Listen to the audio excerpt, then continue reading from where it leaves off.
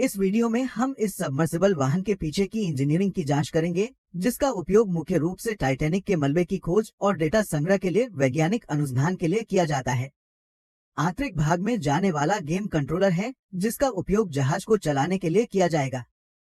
इस तरह छड़ी को झुकाने या धकेलने से ड्रोन आगे की ओर गति करता है। हम चरण दर चरण प्रक्रिया पर भी गौर करेंगे कि यह ड्रोन कैसे काम करता है और क्या हो सकता है इसके विभिन्न संस्करण। समुद्र की गहराई में हुए विस्फोटों से टाइटन जहाज 5 अलग अलग हिस्सों या मलबे में बिखर गया।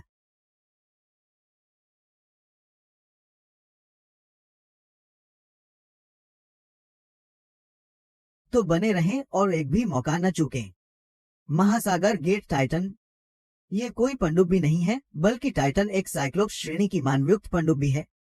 लेकिन दोनों में क्या अंतर है? सबमर्सिबल और पनडुब्बी के बीच प्राथमिक अंतर यह है कि सबमर्सिबल को मूल जहाज या घरेलू जहाज से लॉन्च किया जाता है। इन्हें आमतौर पर एक बेड़ा या प्लेटफॉर्म पर लॉन्च किया जाता है, जिसे समुद्र में रखा जाता है और अंततः 4 इलेक्ट्रिक थ्रस्टर्स के माध्यम से नीचे उतरता है, जो इसे लगभग 3 समुद्री मील की गति तक पहुंचने में मदद करता है।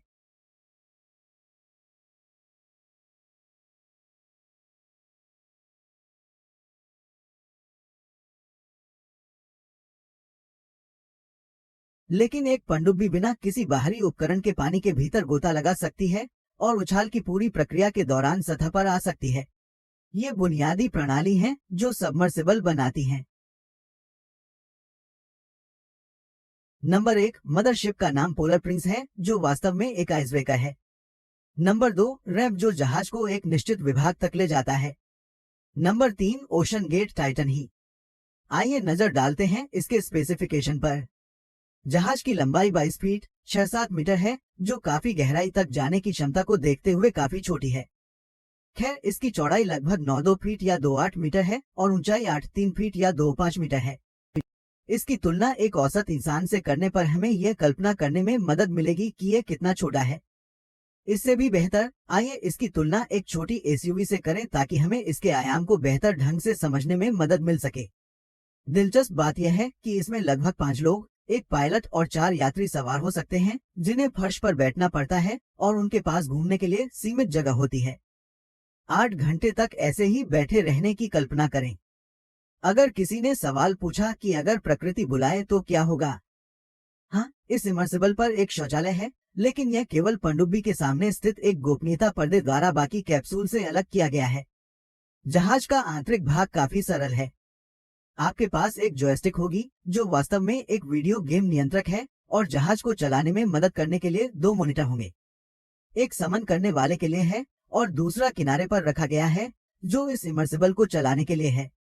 ये शायद सबसे गहरी गोताखोरी वाली पनडुब्बी में से एक है जिसे आपने कभी देखा होगा। आइए इसके पीछे की इंजीनियरिंग को समझने के लिए सबमर्सिबल से बाहर चलें। ये 4 इलेक्ट्रिक थ्रस्टर्स हैं जो जहाज को चलाने में मदद करते हैं। 2 आंतरिक अंतरिक्ष थ्रस्टर्स को क्षैतिज स्थिति में रखा गया है, जैसा कि यहाँ दिखाया गया है, और 2 अन्य जहाज के दोनों किनारों पर ऊर्ध्वाधर स्थिति में रखे गए हैं। पीछे की तरफ इलेक्ट्रॉनिक्स उपकरण है और संभवतः इसमें ऑक्सीजन और नेविगेशन प्रणाली है।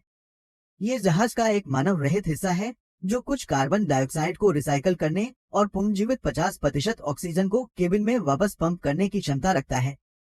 ये मुख्य कारणों में से एक है कि पनडुब्बी जहाज में 96 घंटे ऑक्सीजन होती है, जैसा कि कंपनी ने दावा किया है।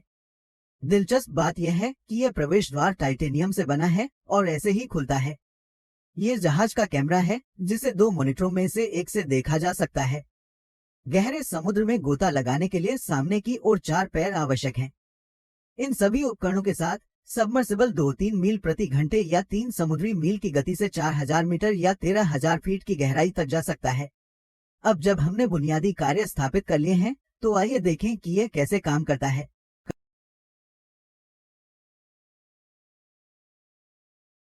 चरण संख्या 1, मदरशिप, जो कि ध्रुवीय राजकुमार एक विशेष स्थान पर लंगर डालता है जहां टाइटैनिक जहाज का मलबा स्थित है।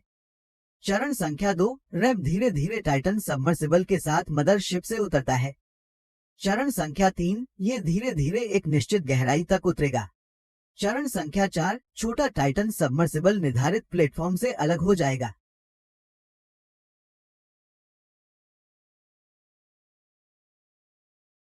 चरण संख्या 5, टाइटन 3 या 4 समुद्री मील की धीमी गति से धीरे धीरे नीचे उतरेगा।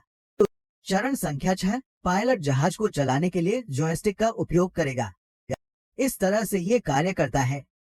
जॉयस्टिक कंट्रोलर को इस तरह हिलाने से जहाज आगे की ओर चला जाएगा। कंट्रोलर को पीछे झुकाने से इलेक्ट्रिक थ्रस्टर्स की मदद से जहाज उलट जाएगा।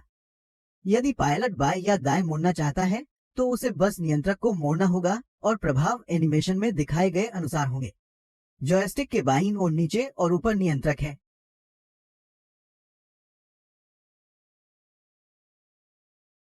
नियंत्रणों को आगे की ओर झुकाने से जहाज नीचे की ओर झुकता है और नियंत्रकों को नीचे धकेलने से जहाज ऊपर की ओर बढ़ता है।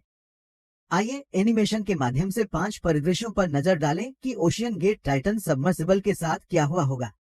वर्जन नंबर 1, सबमर्सिबल का प्राथमिक उद्देश्य पर्यटकों के लिए उस पर मंडरा रहे टाइटैनिक जहाज के मलबे का पता लगाना और वह अनुभव करना था जो केवल कुछ ही लोग हासिल कर पाए थे।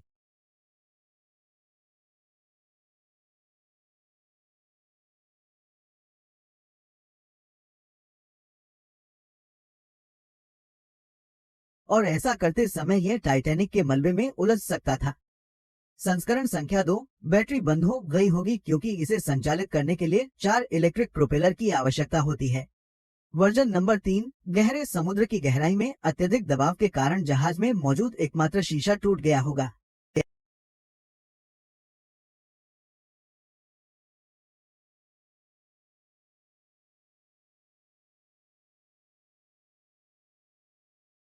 संस्करण संख्या 4, सबमर्सिबल सोनार प्रणाली का उपयोग करके अपने मूल जहाज के साथ संचार करता है और अपने गंतव्य की ओर आधे रास्ते में यात्रा करते समय यह क्षतिग्रस्त हो सकता था।